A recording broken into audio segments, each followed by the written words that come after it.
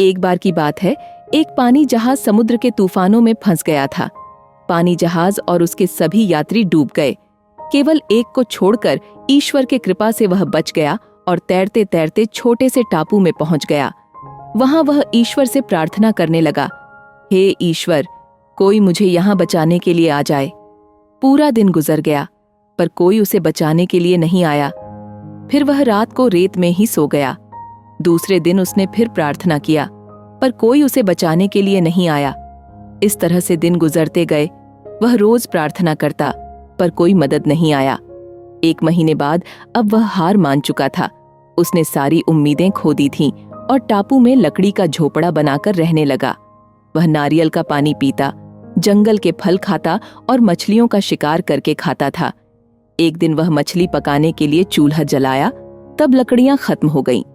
वह लकड़ियां लेने के लिए बाहर गया और जब वह लौट कर आया तो उसके झोपड़े में आग लग चुकी थी। यह देखकर वह बहुत उदास हुआ और ईश्वर को कोसने लगा। उसने कहा, ईश्वर, आप बहुत निर्दय हो। मैंने मदद मांगी, आपने मदद नहीं भेजा। मैंने रहने के लिए झोपड़ा बनाया, आपने उसे भी जला दिया। ईश्वर, आप बहुत निर्दय हो। वह पूरा दिन ईश्वर को कोसते रहा। रात हो गई और वह बाहर रेत में ही सो गया। सवेरे जब उसकी नींद खुली तब उसने एक बड़े से पानी जहाज को सामने पाया। उसे अपनी आंखों पर भरोसा नहीं हो रहा था कि कोई उसे बचाने के लिए आ गया है। वह पानी जहाज में चढ़ा और पानी जहाज चलने लगा। उत्सुकतावश उसने जहाज के कैप्टन से पूछा, आपको कैसे पता चला कि इस सुनसान टापू पर मैं फंसा हुआ हूँ? कैप्टन ने कहा, कल आपने ही तो फायर सिग्नल भेजा था इस पर। उस आदमी ने कहा, पर मैंने तो कोई फायर सिग्नल नहीं भेजा था।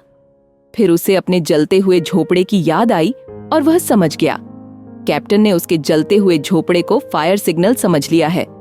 उसे एहसास हुआ कि झोपड़े में आग लगना ईश्वर का ही प्लान था, ताकि वह उस टापू से निकल सके।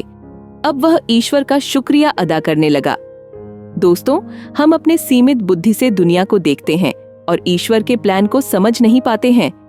जब भी बुरा वक्त आता है, हम ईश्वर को कोसने लगते हैं, जबकि हमें ईश्वर पर विश्वास रखकर अपने कर्म करते रहना चाहिए।